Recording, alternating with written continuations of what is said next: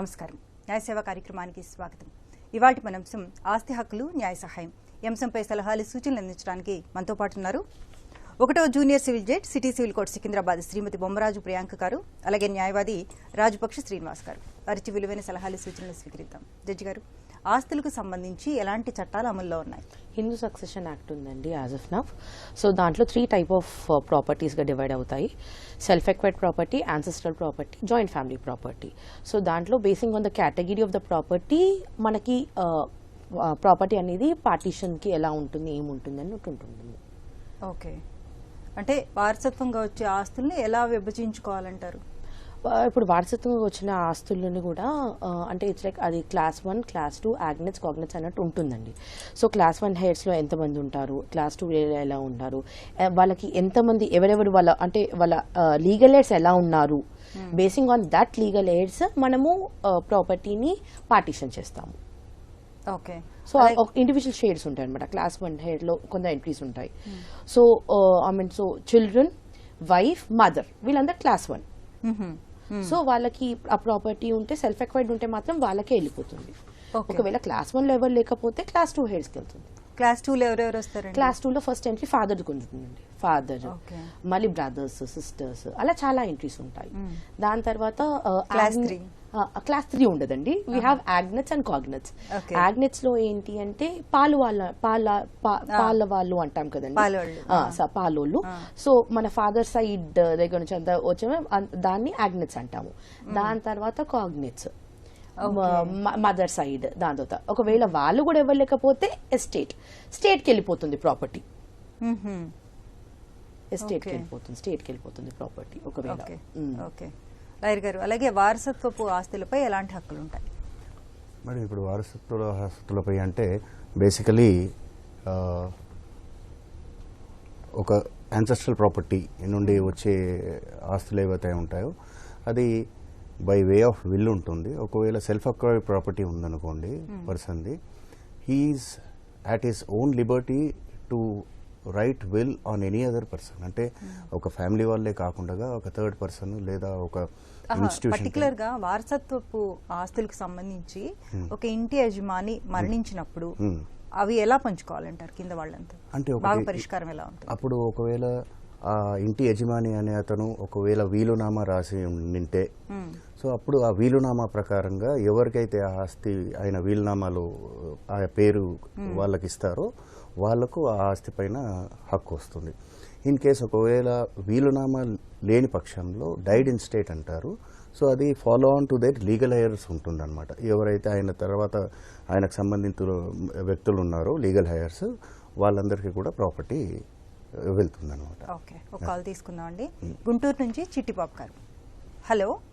Hello, నమస్తే అండి, చెప్పండి. నమస్తే మేడం, నేను గుంటూరు నుంచి మాట్లాడుతున్నాను. ఓకే, మేము ఒక యాన్సెస్టర్ ప్రాపర్టీ ఓనర్ దగ్గర నుండి హౌస్ కొనుక్కున్నాం మేడం. ఓకే. అయితే ఇద్దరు అన్నదమ్ములు అయితే ఒక అతను వెనక ఒక అతను ముందు ఉండేటట్టుగా హౌస్ కొనుక్కున్నాం. వాళ్ళ వెనక మళ్ళీ ఖాళీ ఫ్లాట్, అది వేరే అతను కొనుక్కున్నాడు. అయితే ఏంటి, వాళ్ళకి బాగా పంపకాలు అయ్యాయా అండి? వాళ్ళకి బాగా పంపకాలు అయినాయండి. ఓకే, 98లోనే అయినాయి. అందరూ కలిసి ఇట్లా ఒక ప్రైవేట్ దారి నుండి పంచాయతీ బజార్లో వెళ్ళేటట్టుగా ఒకటి బజార్ వదులుకున్నారు, 15 అడుగుల బజార్. అయితే ఇప్పుడు వాళ్ళు అతను కూడా వెనకమాల అతను కూడా అమ్ముకున్నాడు, మేము ముందున్నాం. మా ఇంటికి తూర్పు వైపును కూడా పంచాయతీ రోడ్డు ఉంది. ఓకే. అయితే ఉత్తరం వైపులో 15 అడుగుల రోడ్డు ఉంది. అది ఇద్దరు నడిచేటట్టుగా అప్పుడే అమ్ముకున్నారు. వేరే అతనికి ఒక అతను అన్నాడు, మాకు ఒక అతను అన్నాడు. అయితే ఇప్పుడు వెనకమాల అతను ఏమంటారంటే, మీరు ముందున్నారు, తూర్పు వైపు పంచాయతీ రోడ్డు ఉంది, నీకు ఈ జాయింట్ వేలో రోడ్డు ఉండదా అని అంటున్నాడు. అక్కడికి మధ్య వెనకమాల కూడా పంచాయతీ రోడ్డు ఉంది మేడం. అయితే ఇప్పుడు మమ్మల్ని ఇటు రావడానికి మీకు వీల్లేదు. ఆయన ఎందుకు చేస్తున్నాడో తెలియదు, గోడ కట్టుకొని ఉన్నాడు ముందు. నేను వచ్చిన తర్వాత ఏంటంటే ఈశాన్య మూలగా అట్లా గోడ గేట్ పెట్టుకొని రావాలని చూస్తున్నాం. ఆయన మాత్రం పెట్టుకొని కాలేజ్ పెట్టుకుంటున్నాడు. ఓకే, ఇప్పుడు దారి గురించి అన్నమాట గొడవ, అంతేనా అండి? అవునండి. ఇప్పుడు మీకు తూర్పు వైపు దారి ఉంది. అయితే అమ్మిన అతను కూడా ఏమంటున్నాడంటే అండి, ఇప్పుడు అటువైపు మొగ్గి మేము ఇటువంటి అన్నదమ్ములు నడిచాం కానీ ఇప్పుడు నీకెందుకు నీకు వద్దు, నీకు తూర్పు వైపు ఉండగా అంటున్నాడు అమ్మిన అతను. ఓకే, అంటే దస్తావేజుల్లో మీరు అంటే అందులో ఉంటే కదండి క్లియర్ గా. దస్తావేజుల్లో మాకు అందిన దాంట్లోనే ఉంది, మాకు ఆయనకి హక్కు వచ్చిన దాంట్లో కూడా ఉంది, పార్టిసిపేట్ చేసుకున్న దాంట్లో కూడా. ఓకే జడ్జి గారు. సో ఇప్పుడు మీరు ఏం చేయాలంటే అండి అది ఈస్మెంట్ రైట్ ఉంటుందండి దాంట్లో. సో మీరు మీరు కొన్న వాళ్ళ నుంచి కూడా అది వాళ్ళు కొన్ని సంవత్సరాల నుంచి ఆ వేని అలానే వాడుతున్నారు కాబట్టి మీకు ఈస్మెంట్ రైట్ ఉంటుందండి. సో మీరు సింపుల్గా మీరు కొన్న సేల్ డీడ్తో పాటు మీ లింక్ డాక్యుమెంట్తో పాటు ఒక ఇంజంక్షన్ సూట్ వేసుకొని మీరు ఇంజంక్షన్ సూట్ వేసుకోవచ్చండి. వేసుకొని మీరు అది ప్రొసీడ్ అవ్వచ్చు. ఆ దాడికి మీకు రైట్ ఉంటుంది. యాజ్ మీరు చెప్పారు కదండి సేల్ డీడ్లో కూడా మీరు మెన్షన్ చేశారని అంటున్నారు కదా, ఇట్స్ లైక్ కామన్ పాత్వే అంటారు దాన్ని. అంటే మీకు కూడా హక్కు ఉంటుంది, వాళ్ళకు కూడా హక్కు ఉంటుంది. సో ఇట్స్ లైక్ దాంట్లో మీరేం కన్స్ట్రక్షన్ చేయకూడదు, వాళ్ళు కూడా ఏం కన్స్ట్రక్షన్ చేయకూడదు. So it's a common pathway which ఇద్దరు మీరు కూడా వాడుకోవచ్చు, వాళ్ళు కూడా వాడుకోవచ్చు. సో దాని మీద మీరు ఇంజంక్షన్ సూట్ కోర్టులో వేస్తే అది చెల్లుతుందండి. You can proceed accordingly. So దాంట్లో మీకు ఆ వే వచ్చే ఛాన్సెస్ ఉంటాయి. ఎందుకంటే సేల్ డీడ్ లో ఆల్రెడీ మెన్షన్ ఉంది కాబట్టి రిగార్డింగ్ ద పాత్వే. సో దాంట్లో మీరు కేసు వేసుకోవచ్చండి. కేసు వేసుకుంటే గురించి ఎక్కడికి వెళ్ళాలండి? ఎంఆర్ఓ ఆఫీస్కి వెళ్ళాలి? లేదండి, ఇట్స్ లైక్ డైరెక్ట్ మనకి ఇప్పుడు సేల్ డీడ్ లో మెన్షన్ చేశారు కదండి ఆల్రెడీ. బికాజ్ యూనో మాకి అమ్మిన వాళ్ళు కూడా కొన్ని సంవత్సరాల వరకు వాడారు ఆ వేని, కొన్న వాళ్ళు కూడా వాడారు. సో కొన్ని దాంట్లో ఏంటి అంటే ఇట్స్ లైక్ ఈజ్మెంట్ అంటే ఏంటి అంటే both are having right. It's like కొన్ని ఇయర్స్ అంటే అది ఎవరు కలిగించిన హక్కు కాదండి. It's like because since few years you are using it. So అది easement. You will have that right to enjoy the right to way అన్నమాట. అంటే దాంట్లో కన్స్ట్రక్షన్ ఏం చేయకూడదు కానీ యూ కెన్ హ్యావ్ యాక్సెస్ ఉంటుందండి. ఓకే.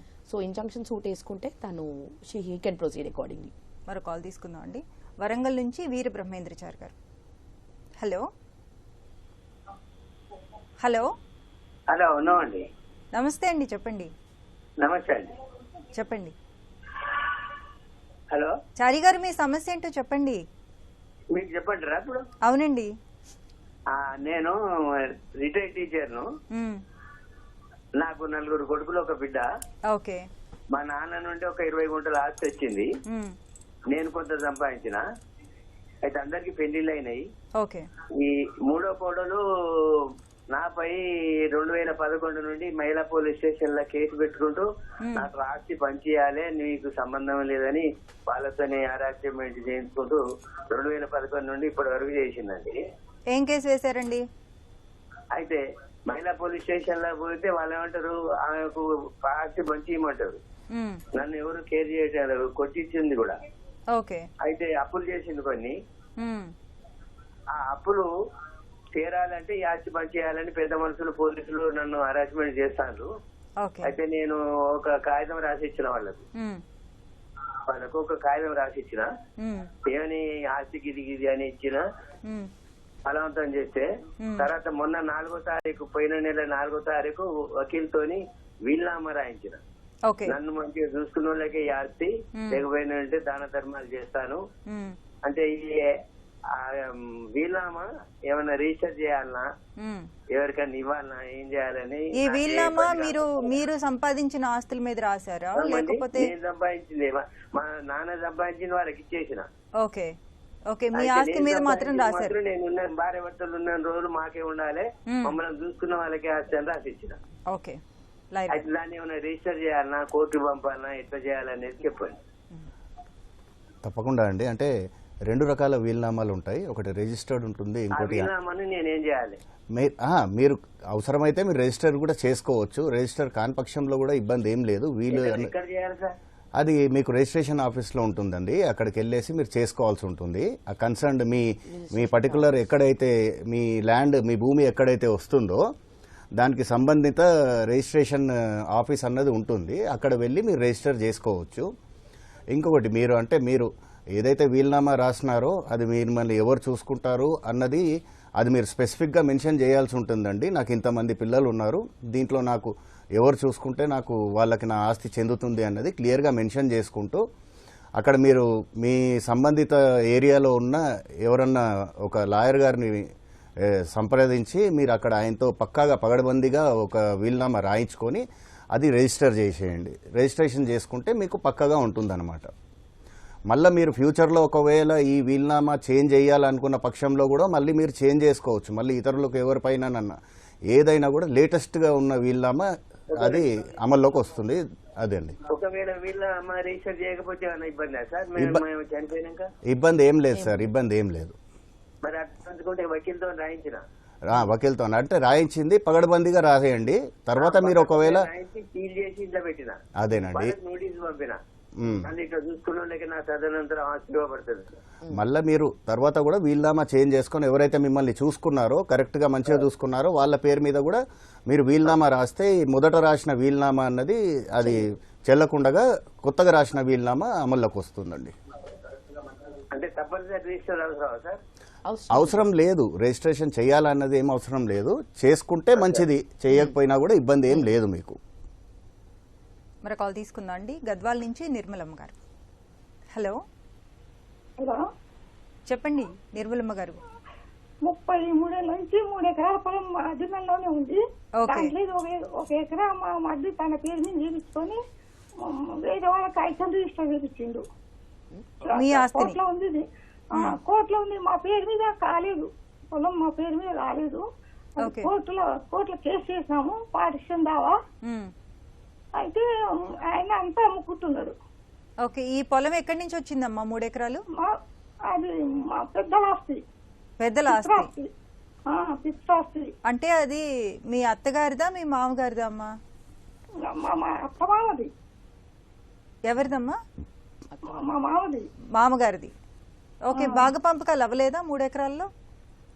అయ్యింది, 5 ఎకరాలు ఇచ్చిండ్రు. బాబు పాలు 93లో అయ్యింది.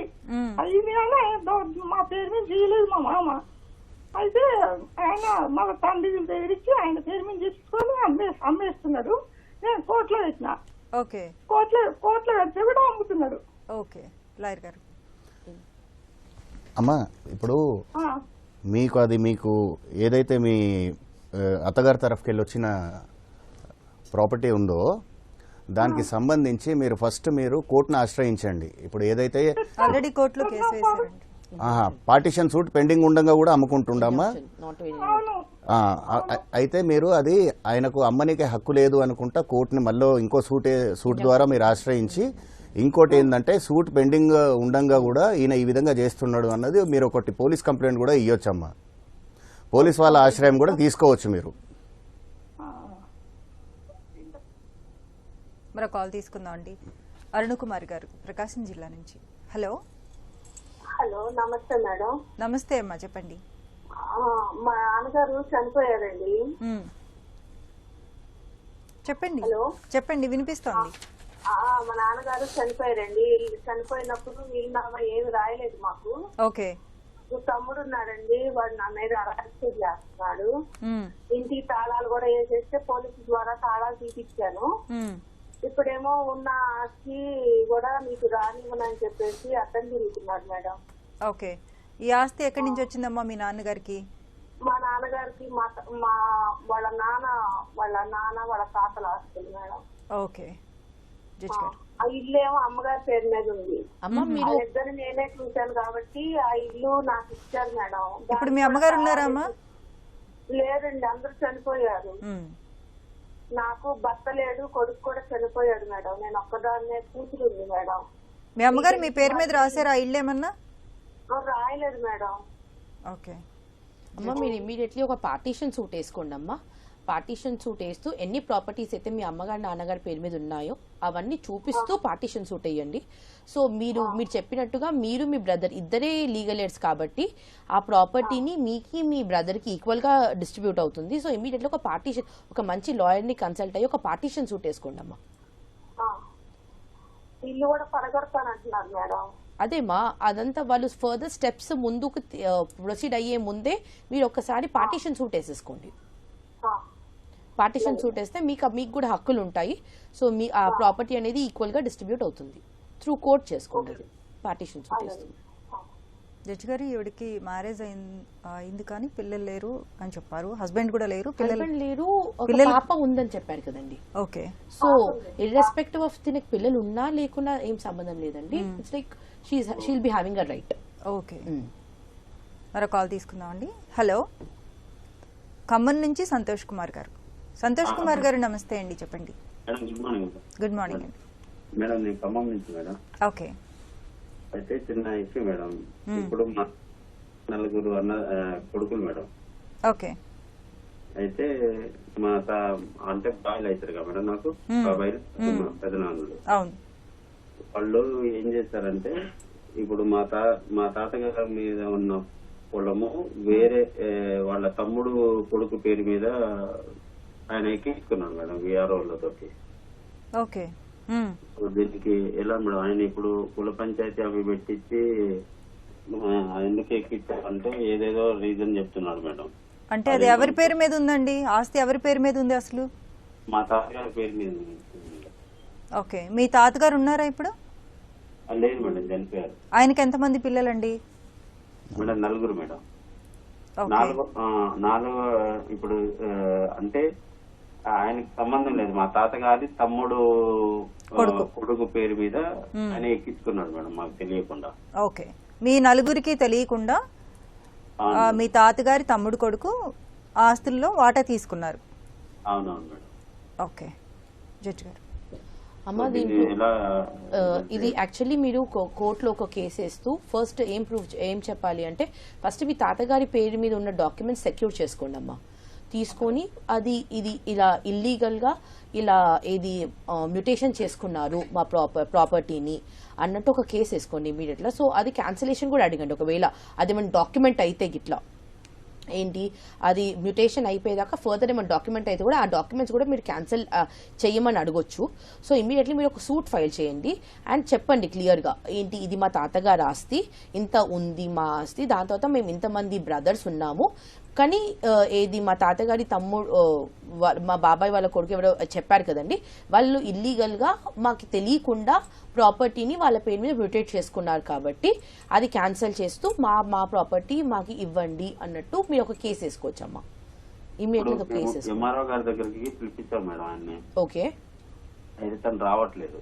అలా అని పంచాయతీ కూడా పెట్టించాం మేడం, కుల పంచాయతీ ఉన్నారు కదా పెద్ద మనుషులు విలేజ్ లో, వాళ్ళ దగ్గర కూడా ఒక 2 times పిలిపించాం మేడం. పిలిపిస్తే ఏదేదో ఇంకా ఇష్టం అంటే సంబంధం లేనట్టు మాట్లాడుతున్నారు మేడం. ఇదంతా కాదండి, ఇట్స్ లైక్ మీరు పిలిపించారు ఎంఆర్ఓ గారిని మీరు ఆశ్రయించారు కాబట్టి ఇంకా వాళ్ళు ఏమి వాళ్ళ సైడ్ నుంచి ఏం రెస్పాన్స్ లేదు కాబట్టి మీరు ఒక సూట్ వేసుకుంటే బెటర్ అండి ఇమీడియట్ గా, ఇంకా ఫర్దర్ డిలే చేయకుండా. కోర్టు ద్వారానే కోర్టు ద్వారా అవుతుందండి అది కోర్టులో మీరు ఒక ప్రాపర్ గా లాయర్ ని పెట్టుకుని ఈ ఫ్యాక్ట్స్ ఇలా ఇప్పుడు చెప్పారు కదా విత్ ప్రాపర్ డాక్యుమెంట్స్ తో పాటు ఎక్స్ప్లెయిన్ చేస్తూ కోర్టులో ఒక దావా వేయండి. మీరు కాల్ తీసుకుందాం అండి. శ్రీరాములు గారు కొవ్వూరు నుంచి. హలో, నమస్తే అండి, చెప్పండి. ఇది మా నాన్నగారు ఎక్స్పైర్ అయ్యారు మేడం. ఓకే. మా నాన్నగారు వడ్డీ పంట కింద 2 లక్షలు తీసుకున్నారు మేడం. ఓకే. అంటే మనం వడ్డీ కట్టలేదండి, ఇంట్రెస్ట్ కి తను పండించుకుంటాడండి పొలం. అది 2 సంవత్సరాలు అనుకున్నారండి, అలాగే ఇంచుమించు 15 సంవత్సరాలు అయిపోయింది మేడం. ఓకే. నాన్నగారు ఎక్స్పైర్ అయిపోయారు, నాన్నగారు అమ్మగారు ఎక్స్పైర్ అయిపోయారు. డాక్యుమెంట్ రాసుకున్నారండి ఏమన్నా? అప్పుడు రాసుకున్నారండి. ప్రతి సంవత్సరం రాస్తున్నారా? అదే కొత్తగా ఎప్పటికప్పుడు ఎక్స్పైర్ అయిపోయినప్పుడల్లా రాసుకున్నారండి. రాసుకుంటే ఇప్పుడు నాన్నగారు చనిపోయిన తర్వాత తను కేసు వేసాడండి. ఒక 4 చేత డిఫరెంట్ పర్సన్స్ తో నోటు మీదనే కేసు వేసాడండి. ఓకే. అన్ని నోట్లు ఉన్నాయా మీ దగ్గర? అన్ని నోట్లు ఉన్నాయా? ఫస్ట్ నుంచి రాసుకున్నవన్నీ ఉన్నాయా మీ దగ్గర? ఒక్క నోట్ ఉంది మేడం. ఓకే. లాయర్ గారు, అంటే ఇప్పుడు ఈ నోటు మీరు రాసుకున్నది ఏ సంవత్సరం దండి? ఎన్ని సంవత్సరాలు పాతది అది? ఇది 2021 అండి. 2021. కేసు ఏమని వేసారండి? కేసు అదే ఇవ్వాలి, 20 లక్షలు ఇవ్వాలి, మా దగ్గర డబ్బులు తీసుకున్నారు అని చెప్పి మాకు 2 ఎకరాలు ఉంటే ఆ 2 ఎకరాలని కోర్టులో పెట్టి ఆఫ్ చేశారు మేడం. ఓకే. ఇప్పుడు ఆ 2 ఎకరాలు ఎవరి పేరున ఉన్నాయండి? అది నాన్నగారి పేరు మీద ఉందండి. మీ నాన్నగారి పేరు మీదనే ఉంది కదండి? యాక్చువల్ గా కరోనాలో చనిపోయారండి నాన్నగారు, సెకండ్ కరోనాలో సడన్ గా. దాని గురించి ఇంకా అప్పటి నుంచి దాన్ని ఏం చేయటాక అవ్వలేదండి. అప్పుడే వెంటనే చనిపోయిన 4 రోజులకి వేస్తారండి. మనం కన్సల్ట్ చేస్తే కొన్ని మనమనే డబ్బులు ఇచ్చేస్తామని చెప్పాము. ఒప్పుకోవట్లేదండి. సరే, ఇప్పుడు మీ నాన్నగారు ఆస్తికి సంబంధించిన కాగితాలు అవి పత్రాలు ఎక్కడ ఉన్నాయి? మీ దగ్గర ఉన్నాయా? నా దగ్గర ఉన్నాయి సార్. మీ దగ్గర ఉంటే ఒక పని చేయొచ్చండి మీరు. ఇప్పుడు ఆయన కోర్టులో ఏం కేసు వేసినా కూడా పర్వాలేదు.